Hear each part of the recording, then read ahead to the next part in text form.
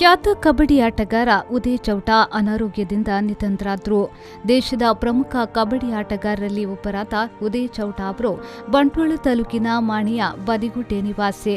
2007ರ ದ್ವಿತೀಯ ವಿಶ್ವಕಪ್ ಕಬಡ್ಡಿ ಪಂದ್ಯಾಟದಲ್ಲಿ ಗೆಲುವು ಸಾಧಿಸಿರುವ ತಂಡದಲ್ಲಿ ಅತ್ಯುತ್ತಮ ಆಟಗಾರ ಪ್ರಶಸ್ತಿಯನ್ನ ಪಡೆದಿದ್ರು.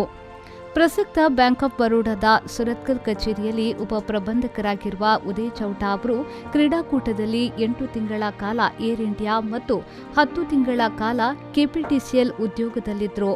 ಮಾಣಿ ಹಿರಿಯ ಪ್ರಾಥಮಿಕ ಶಾಲೆಯಲ್ಲಿ ಪ್ರಾಥಮಿಕ ಶಿಕ್ಷಣ, ಪುತ್ತೂರು ಸರ್ಕಾರಿ ಕಾಲೇಜಿನಲ್ಲಿ ಪಿಯುಸಿ, ಪುತ್ತೂರು ಸಂತ ಫಿಲೋಮಿನಾ ಕಾಲೇಜಿನಲ್ಲಿ ಪದವಿ ವ್ಯಾಸಂಗವನ್ನ ಮಾಡಿರುವ ಇವರು ವಿದ್ಯಾರ್ಥಿ ದೆಸೆಯಿಂದಲೂ ಕ್ರೀಡಾ ಕ್ಷೇತ್ರದಲ್ಲಿ ಅಪಾರ ಆಸಕ್ತಿಯನ್ನ ಹೊಂದಿದ್ರು.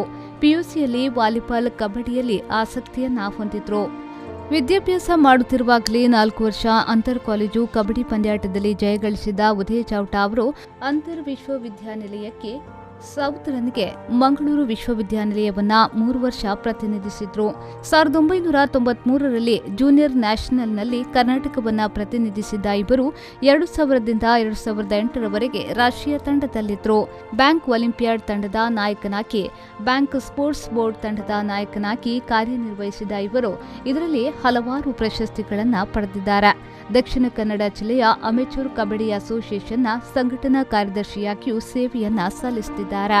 2004ರಲ್ಲಿ ಭಾರತ-ಬಾಂಗ್ಲಾ ಟೆಸ್ಟ್ ಕಬಡ್ಡಿ ಪಂದ್ಯಾಟದಲ್ಲಿ 5 ಪಂದ್ಯಗಳನ್ನು ಜಯಿಸಿ ಚಿನ್ನದ ಪದಕವನ್ನು ಪಡೆದಿದ್ರು. ಕ್ರೀಡೆಯಲ್ಲಿ ಅತ್ಯುತ್ತಮ ಸಾಧನೆಗೆ ಕರ್ನಾಟಕ ಸರ್ಕಾರ ನೀಡುವ ಏಕಲವ್ಯ ಪ್ರಶಸ್ತಿಯನ್ನ ದಕ್ಷಿಣ ಕನ್ನಡ ಜಿಲ್ಲೆಯಿಂದ ಪ್ರಥಮ ಬಾರಿಗೆ ಪಡೆದ ಹೆಗ್ಗಳಿಕೆ ಇವರದ್ದು.